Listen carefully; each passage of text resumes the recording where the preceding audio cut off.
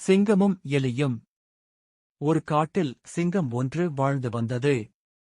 சிங்கம் இருந்த இடத்திற்கு அருகில் ஒரு சிறு எலியும் ஒரு ஓட்டையில் வாழ்ந்து வந்தது. ஒரு நாள் சிங்கம் வேட்டையாடிவிட்டு வந்து சோர்வாக தூங்கிக் கொண்டிருந்தது.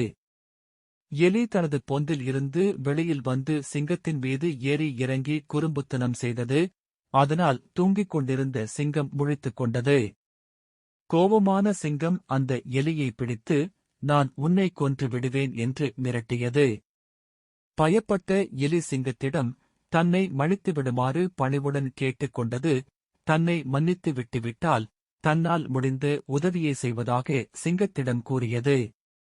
சிங்கமும் எலியை மன்னித்து விட்டுவிட்டது. சில நாட்கள் அப்படியே சென்றது. ஒரு நாள் சிங்கம் வேட்டைக்கு சென்றபோது ஒரு வலையில் மாட்டிக்கொண்டது.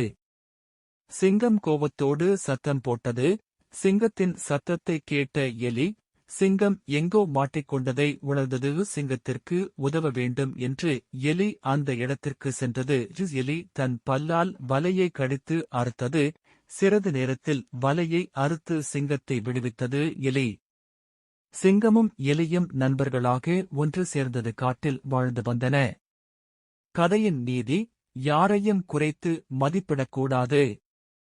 சிறு துரும்பும் பல் குத்த உதவும். சின்ன சின்ன விஷயங்கள் கூட பெரிய உதவியாக இருக்கும்.